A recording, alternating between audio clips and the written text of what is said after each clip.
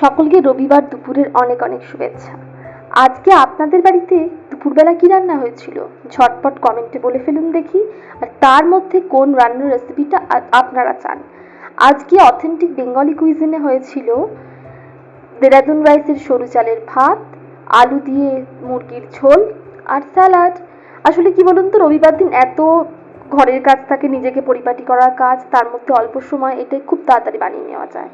তো আপনারা বলুন যে আপনারা রেসিপিটা চান কিনা, তাহলে আমি পরের ভিডিওতে পরের সপ্তাহে এই রেসিপিটা পরের রবিবার আপলোড করব।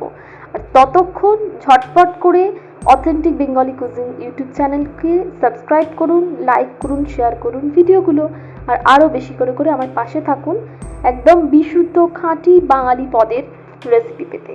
ততক্ষণ অবধি সকলকে রবিবারের শুভেচ্ছা আবারও।